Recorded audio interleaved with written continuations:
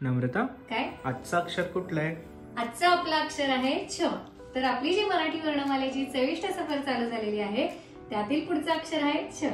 चला तर मग रेसिपीला सुरुवात करूया। 1 वाटी छोले इथे मी कुकर मध्ये उकडून घेतलेले आहेत। तिला आपण ते मॅश करून घेऊया। हे बघा, ते व्यवस्थित आधी मऊ करून घेतलेले आहेत। कधी कधी काय होतं, छोले कुकर मध्ये उकडून पण असे छान मऊ होत नाही आणि मासे दाबल्यावर पण ते व्यवस्थित मॅश केले जाऊ शकत नाही। त्यावेळेला आपण मिक्सर मध्ये हे बारीक केले डायरेक्ट तरी चालते।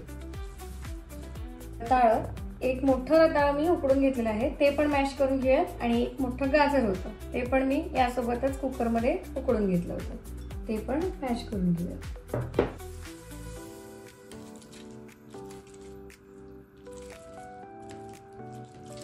त्याला ज्या ज्या भाज्या आवडतात ना हे आपण टिक्कीवर घालायचे। इथं रताळ्याऐवजी आपण बटाटा पण वापरू शकतो। 2 बटाटे उकडून घ्यायचे। त्यामध्ये आता जिरे आणि ओवा घालते, थोडस हातावर चोळून घालायचे।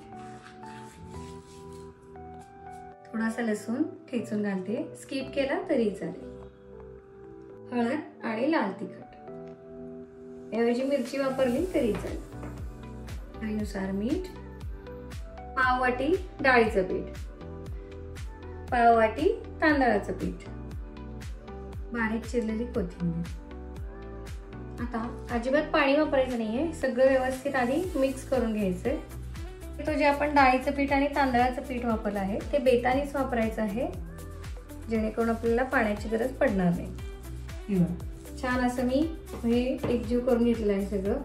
आता आपण टिक्कीचा आकार देऊन घेऊया। जास्त जाड पण करायची नाहीये, व्यवस्थित अशी आतून पण ती शिजायला हवी। पटपट अशी गोल फिरवायची आणि थोडीशी चपटी करून घ्यायची। थोड्याशा टिक्क्या मी करून घेतल्या आहेत। चला आता आपण गॅस कडे जाऊया।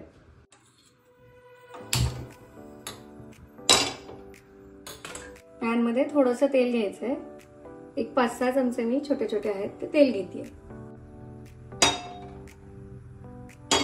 पॅन थोडासा गरम झालाय, आता आपण त्यामध्ये टिक्क्या सोडूया। छान अशा दोन्ही बाजूनी लालसर करून घ्यायच्या। तुम्ही याला कुठलाही आकार देऊ शकता, गोल व्यतिरिक्त हार्ट शेप वगैरे।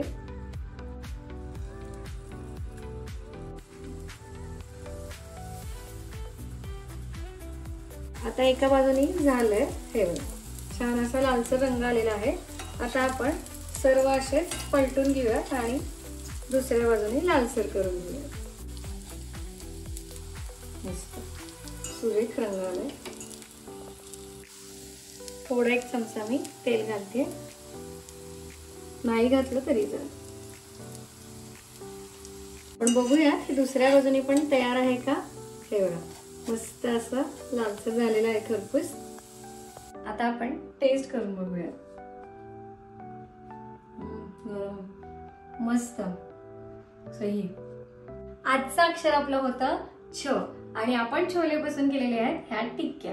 तुम्हाला जर माझ्यासोबत ही वर्णमालेची चविष्ट सफर कंटिन्यू करायची असेल आणि तुम्ही अजून पण चॅनलला सबस्क्राईब केलं नसेल तर यूट्यूबवर नक्की सबस्क्राईब करा आणि अशाच छान छान रेसिपींसाठी इंस्टाग्रामवर पण फॉलो करायला विसरू नका। धन्यवाद।